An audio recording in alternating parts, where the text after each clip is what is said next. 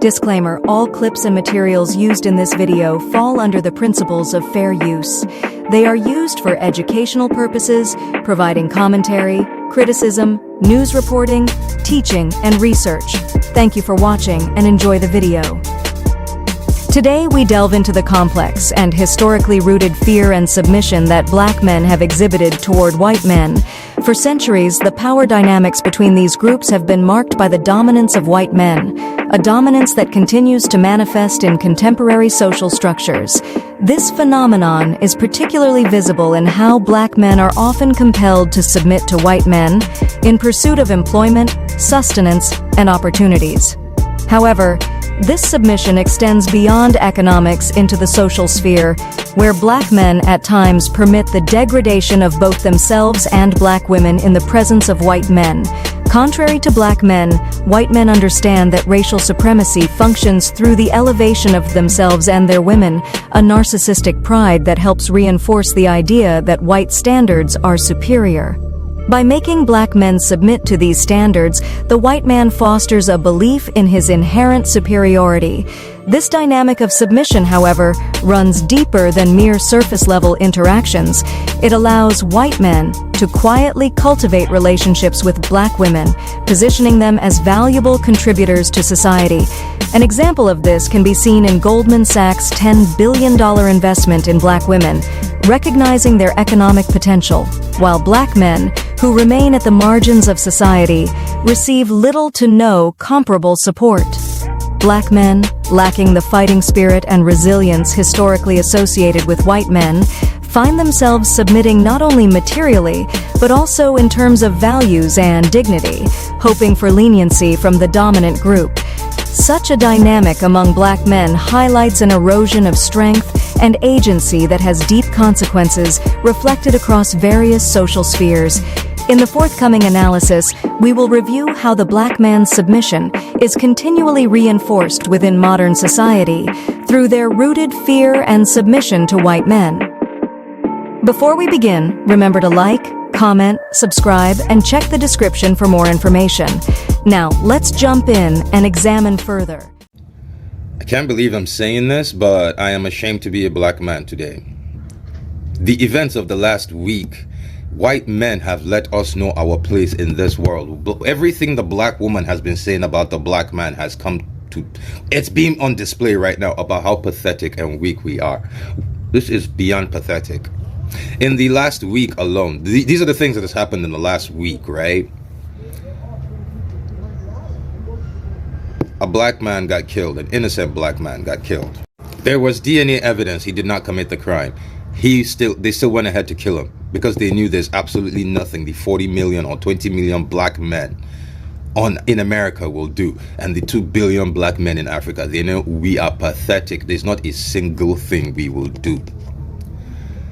That's one. Marcellus Williams got killed. Two, a black boy in college. This happened black boy in college got pinned down by white college students, and they carved nigger into his chest. The school didn't do anything.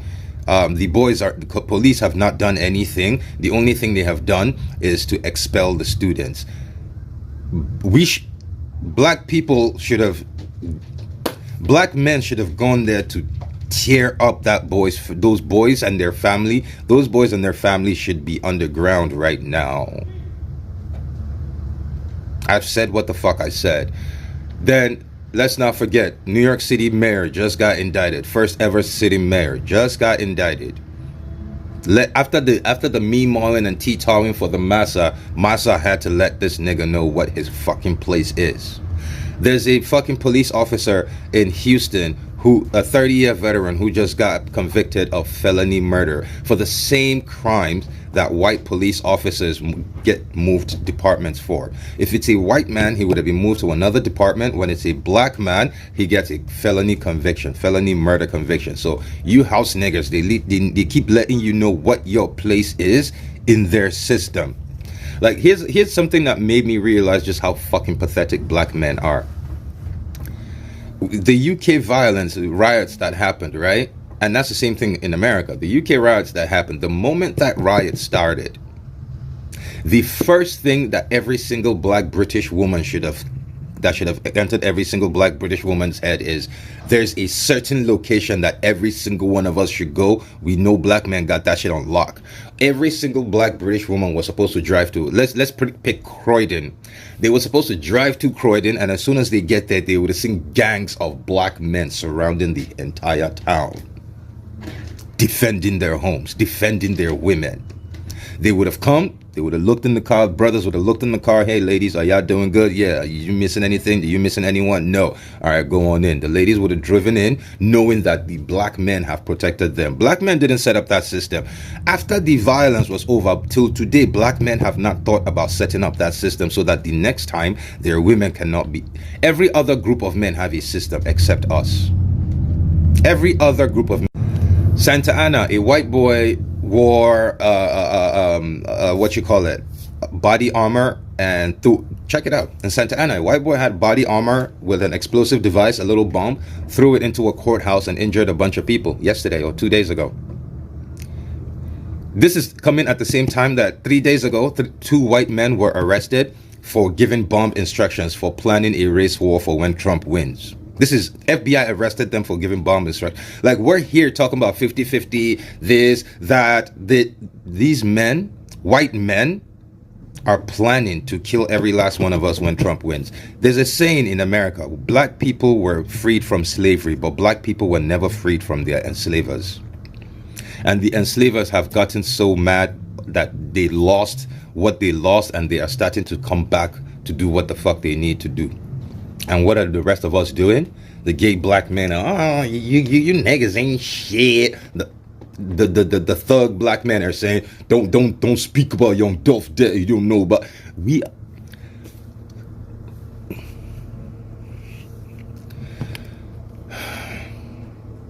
Black man is weak as fuck, and I think the last week, the group of white men have tried to let us know what our place is, and everyone in the world has figured out what our place is. It's beneath the boot of the white man. How the fuck do black women get to respect us? You want a woman to be subservient to you, but so you want that woman to fill the roles of a woman, but you don't want to fill the roles of a man. You know, no. Who said anything about her being subservient, bro? When did I say subservient? I mean, you want a woman to love you and worship you. That sounds like subservience. When did I say love and worship? I said I want a woman to prioritize the time she spends with me. That's it. Okay, that means being subservient. That means she puts her life on hold to make your life happier. That's subservient. What? So I can already tell you're black, bro. So this is the problem within the black community. Oh. You guys just like you called women. Right. This is the reason you guys don't have families. This is the reason. You expect a woman to be the perfect woman, to be you want a housewife without being a husband. And that's what's wrong. And you're sitting here giving dating advice to people. You're leading men down a dangerous path. You want a good wife, a lover, you get a job. You do your job as a man. How dare you say that a woman should do her job and prioritize her wants to worship you when you don't do a fucking thing? If you don't provide for that woman, she don't owe you a fucking thing, dude. Not a thing. And it's simple to me because you call them bitches. You know, yeah, I'm just hanging with my bitches. That says all I need to know about you. And that's why women don't with you. That's why good women don't with you. That's why you have a problem dating, because good women know you're not a good man, and you're giving all this advice. You're a man. You're not a good pickup artist. You're not a good dater. All you do is want to come and a cum receptacle. Like, all you want to do is come. That's all you want to do is come. You're not teaching young men how to be fathers, how to be leaders. You're a continuation of the problem we have. You want to come in women and then bail. That's all you want to do. You're a piece of shit. Kill yourself tonight. You're the reason black kids don't have fathers while they go to jail and while they have higher crime rate. Because you're a piece of shit. You want women to do their job without you doing your job. Oh, all right. Are you done? Good pussy. Good loyal pussy comes with strings attached. Right. That's what it is. Right. So you're a white guy, yes? Well, let me ask you, what if I was white? What if I was white? We can clearly see that white men have built better families than the black man. That's obvious. That's obvious. Mm-hmm. So tell me more about how being white and being a good husband and a good leader, someone who gives back to the community, who teaches young men how to be good men. Why is that? You think you're a good man? You think you're productive to the community? You think you're helpful to the black community? You think you're empowering the black community with the attitude that you have? No.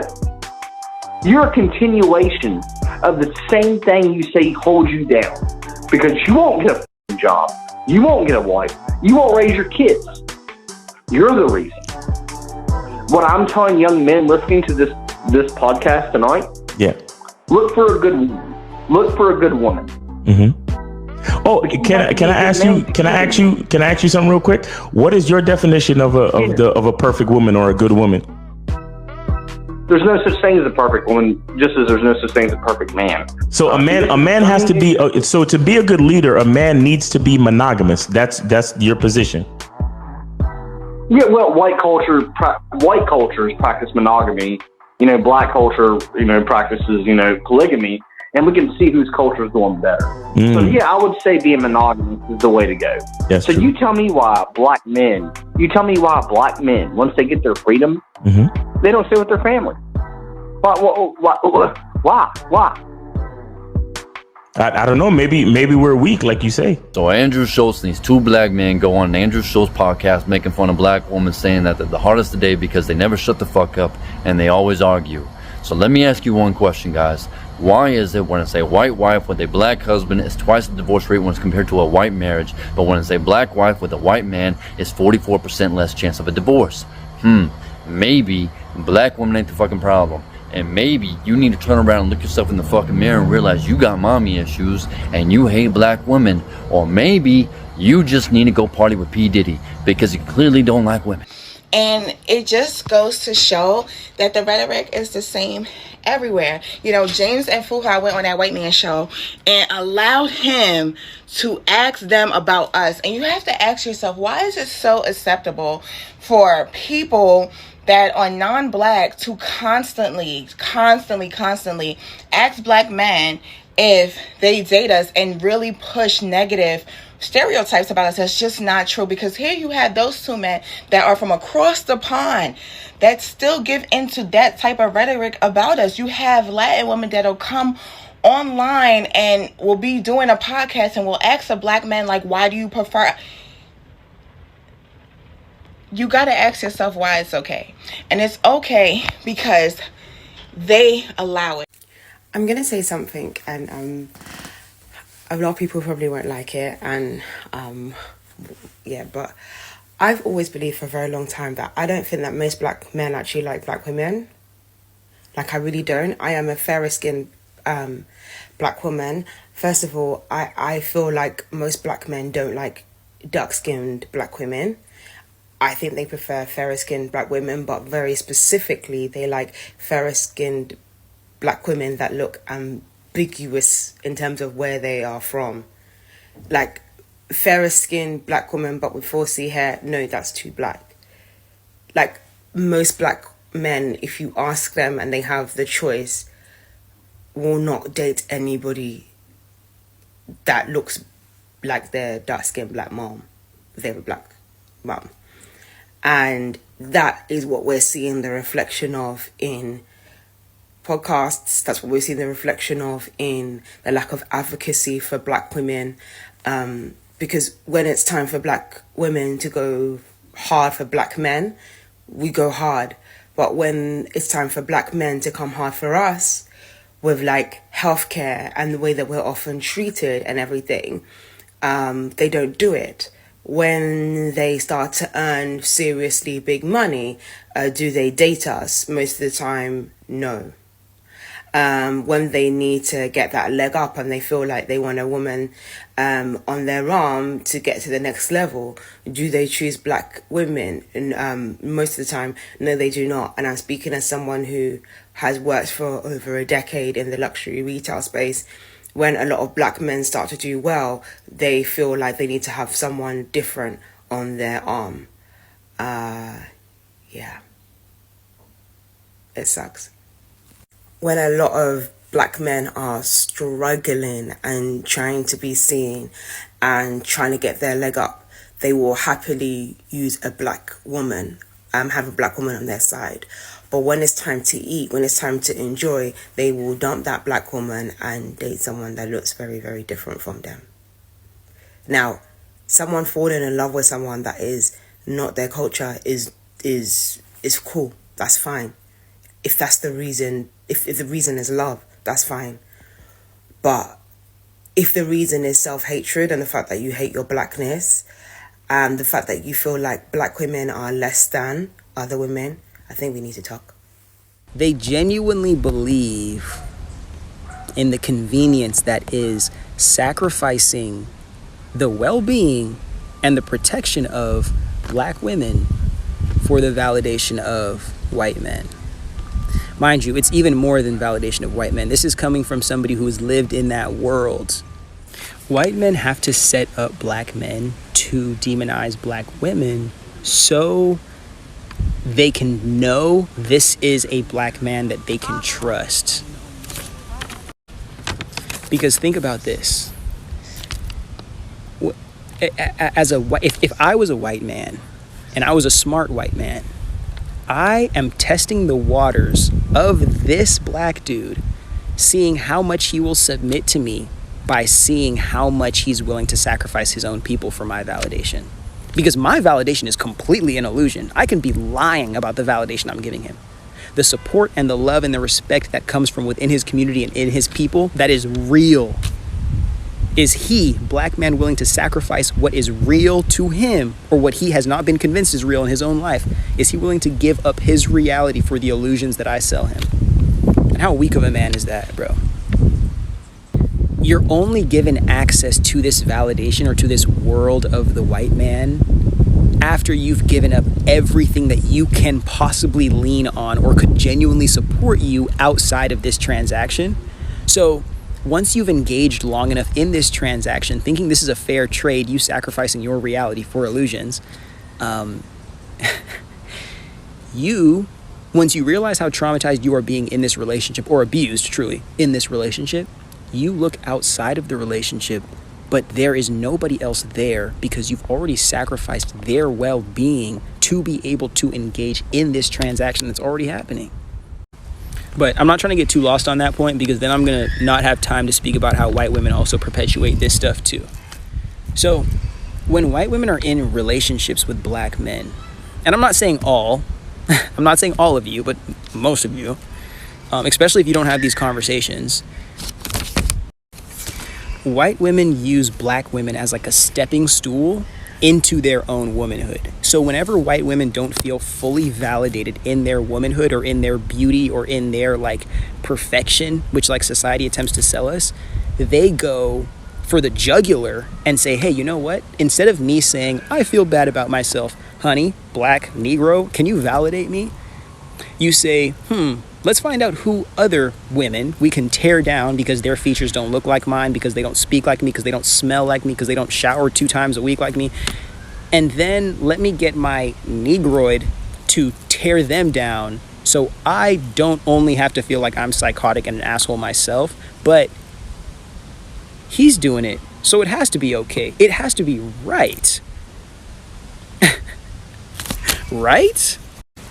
Meanwhile, more times than not, the black man is getting fetishized for his beastly masculinity or fetishized for his looks, even like with the light skin era and whatnot, but never truly being appreciated for blackness. Only how you can sexually gratify the white woman, or how you can soothe her sense of like rebellion and wanting to be different than her family, even though if you have a kid with that woman, now her whole family hates your kid. Or this is one that people don't want to speak about enough because you guys don't ever want to accept the fact that white women have more power underneath this system that we live under than black men. But whenever white women want to remind these black negroids who's boss, what are they going to do? False accusations. What are they going to do? Criminal this, criminal that, speaking on social media. Because let me ask you a question, black men. How many black women have come out and falsely accused black men, especially star black men, falsely accused black men of assault? Now, what is that number in relation to the number of white women that have done it? And you know why that is? Because these white women need to remind you, you don't have no power, Negroid. This is our White House. And you will always be a house slave. And this love we give you will always be conditional until you realize the only love that will ever be conditional, that you will ever have access to in this fucking life, will come from people that look like fucking you. Even if they're he's, she's, gays, theys, even if they're non-binary, even if they don't identify as human beings, if they look and live like your melanin ass, bro. That's your only freedom out of this fucking goddamn matrix. If you've made it this far, thank you very much for watching. Kindly check the description box for more information and follow me on my other platforms. Remember to like, comment, subscribe, and stay tuned for the next video.